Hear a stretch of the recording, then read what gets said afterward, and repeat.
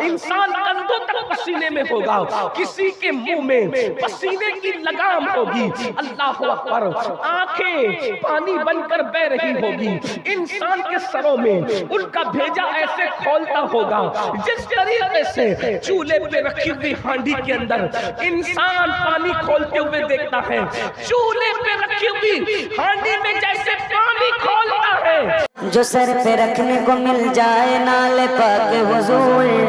تو پھر کہیں گے کہ ہاں وعلا آل الرحیم ثم لتسألن یومئذ عن النعیم۔ حضرت علامہ مفتی رضا الحق اشرفی صاحب مدظ اللہ العالی، وہ جمیع ذوی الاحترام ذوی الاحتشام باصفا علماء کرام، عرش مقام سادات کرام، رونا تجھے شرم نبی خوف خدا، یہ بھی نہیں وہ بھی نہیں، رزق خدا کھایا کیا، فرمان حق تالا کیا، شکر کرم ترس سزا، یہ بھی نہیں وہ بھی نہیں، ڈر تھا کہ عصیاں کی سزا اب ہوگی یا روز جزا، ڈر تھا کہ عصیاں کی سزا اب ہوگی یا روز جزا، دی ان کی رحمت نے صدا، یہ بھی نہیں وہ بھی نہیں۔ آج کی یہ محفل راج محل کی سرزمین پر اصلاح عقائد و اعمال کے حوالے سے انعقاد پذیر ہے، اسی مناسبت سے آیہ کریمہ تلاوت کی گئی ہے۔ اللہ تبارک و تعالیٰ کی بارگاہ میں دعا ہے کہ اللہ رب العزت مجھے حق کہنے اور آپ سب کو حق سن کر اس پر عمل کرنے اور اسے عام کرنے کی توفیق عطا فرمائے۔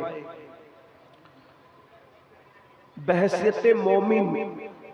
ایمان والا ہونے کی حیثیت سے ہمارے عقائد میں یہ بنیادی عقیدہ ہے کہ مرنے کے بعد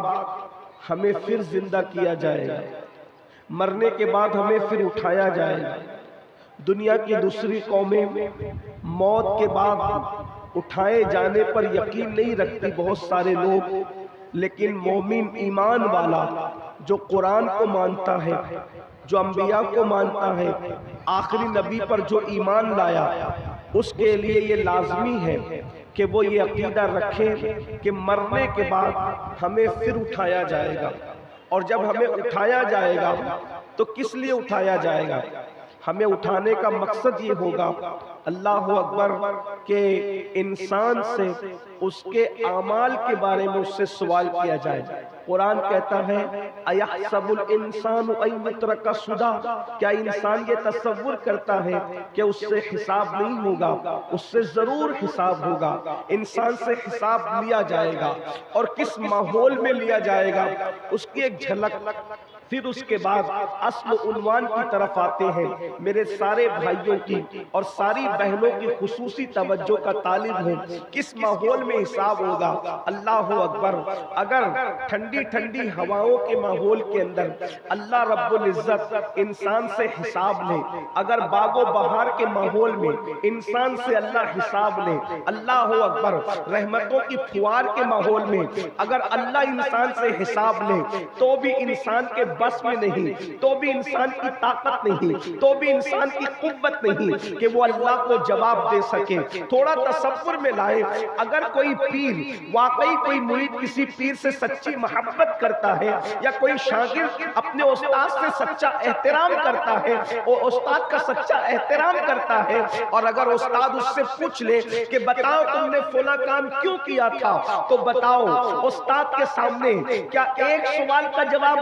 شاگرد دینے کی طاقت رکھتا ہے؟ ہرگز نہیں۔ بیٹا باپ کے سامنے کیا کوئی جواب دینے کی قوت رکھتا ہے؟ مرید اپنے پیر کے سامنے کیا کوئی جواب دینے کی طاقت رکھتا ہے؟ اندازہ کرو میرے بھائیوں، غور کرو، ذرا سوچو اور تصور میں لاؤ، جب پیر کے سامنے مرید جواب دینے کی طاقت نہیں رکھتا، جب بیٹا اپنے باپ کے سامنے جواب دینے کی قوت نہیں رکھتا، جب شاگرد اپنے استاد کے سامنے جواب دینے کی قوت نہیں رکھتا تو تصور میں لائیے وہ وحدہ لا شریک جس سے انبیاء بھی ڈرتے ہوں، جس سے اولیاء کا پتا جس کے خوف کی وجہ سے پگھل کر کے پانی ہوتا ہوا لوگوں نے دیکھا ہے، وہ داستانیں ہیں اللہ اکبر کہ کوئی روتے روتے اپنی آنکھیں کھو گیا، اللہ کے خوف میں بہت سارے اولیاء روتے روتے اپنی آنکھوں کی بینائی انہوں نے کھو دی۔ کچھ کا حال یہ تھا کہ جب اللہ کی بارگاہ میں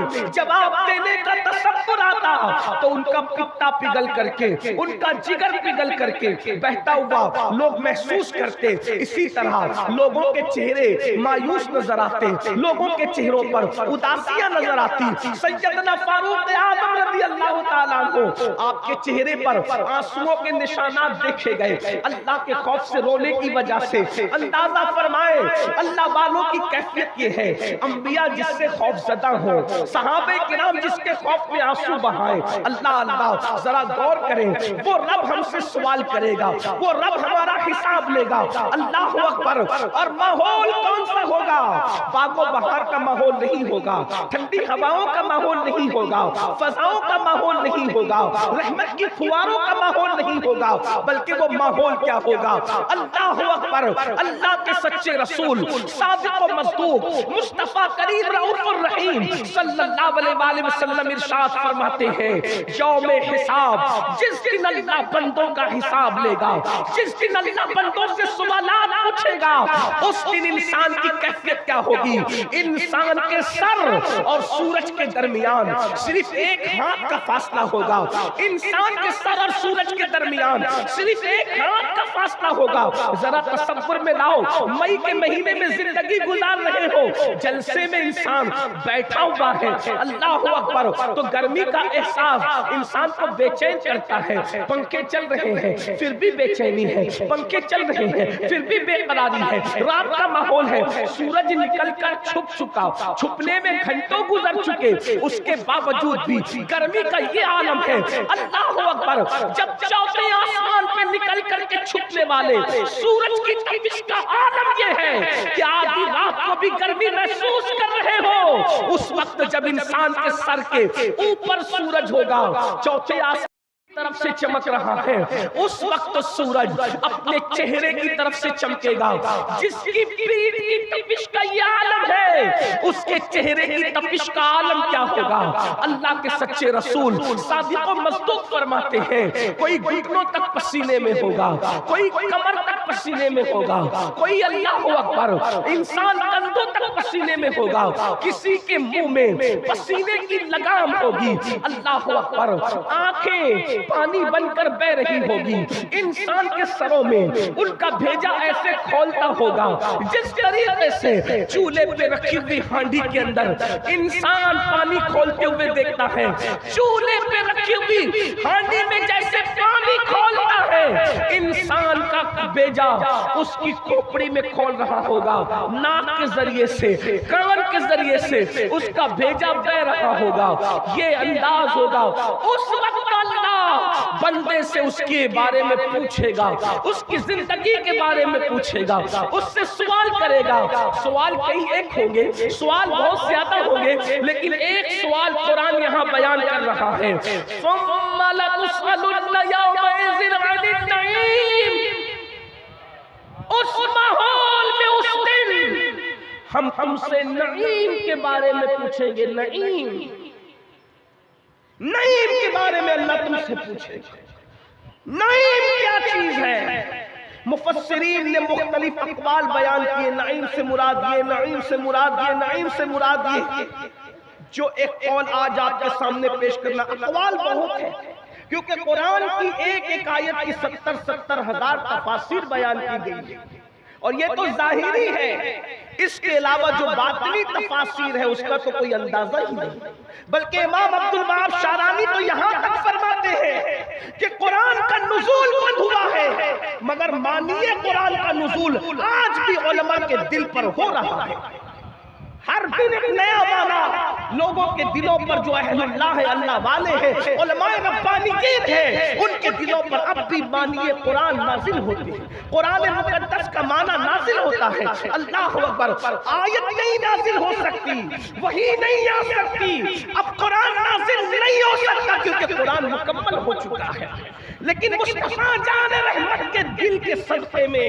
علماء کے دلوں پر اب بھی معنی قرآن کا نزول ہو رہا ہے۔ ثم لتسألن یومئذ عن النعیم، اللہ تم سے نعیم کے بارے میں پوچھے گا۔ تو مفسرین نے ایک اور نعیم کا یہ بیان فرمایا، اللہ تم سے قیامت کے دن اس ماحول میں جب سر پہ سورج ہوگا بھیجا انسان کی کھوپڑی میں کھول کر اس کی ناک اور اس کے کان سے بہ رہا ہوگا، اس وقت اس کی آنکھیں پگھل پگھل کر پانی بن کر بہ رہی ہوگی، اس وقت ماں بیٹے سے بھاگ رہی ہوگی، باپ بیٹے کے کام نہ آ سکے گا، گزرا کرے پسر پہ، پدر کو خبر نہ ہو، باپ پہ گزرے گی تو بیٹے کو پتا نہیں، بیٹے پہ گزرے گی باپ کو پتا نہیں، بیوی کہاں ہے شوہر کو پتا نہیں، شوہر کہاں ہے بیوی کو پتا نہیں، نفسا نفسی کا عالم ہے۔ اللہ اکبر، اس ماحول میں اللہ تم سے پوچھے گا ثم لتسألن یومئذ عن النعیم، نعیم کے بارے میں، نعیم سے مراد مفسرین کہتے ہیں اللہ تم سے اس ماحول میں تمہاری جوانی کے بارے میں پوچھے گا کہ بتاؤ تم نے اپنی جوانی کی راتوں کو کہاں گزارا، تم نے اپنی جوانی کے دن کو کہاں گزارا، کیسے گزارا۔ اب مجھے بتاؤ، پیر کو جواب دینے کی حیثیت نہیں، مرشد کو جواب دینے کی زبان میں طاقت نہیں، استاد کو جواب دینے کی طاقت نہیں، باپ کو جواب دینے کی طاقت نہیں، اللہ کی بارگاہ میں ہم کس منہ سے بیان کریں گے کہ راتوں کو نرم نرم گدوں پہ لیٹتے تھے اور زنا کی فلمیں دیکھتے تھے۔ مجھے بتائیں میری قوم کے جوان شرق سے لے کے غرب تک، یقیناً راج محل کے جوان ایسے نہیں ہوں گے لیکن دنیا کے سبھی لوگ سنتے ہیں، میں پوچھنا چاہتا ہوں اللہ کی بارگاہ میں اپنی جوانی کی راتوں کا حساب لوگ کیسے دیں گے؟ نرم گدوں پہ لیٹ کر زنا کی فلمیں دیکھنے والے، اپنے دن کو فی اللہ اکبر شراب پی کر، جوا کھیل کر، نشہ کر کے اپنی زندگی کو جوانی کو تباہ کرنے والے، کانوں میں ایئر فون لگا کر گانے سننے والے، ماں باپ کی نافرمانی کرنے والے، بہنوں کا حق مارنے والے، بیوی کی حق تلفی کرنے والے، مجھے بتاؤ اللہ کو کیا جواب دیں گے؟ اور مائیں اور بہنیں بھی موجود ہیں، بہنیں اللہ کو کیسے جواب دے سکے گی کہ وہ بغیر دوپٹے کے بڑی بے باکی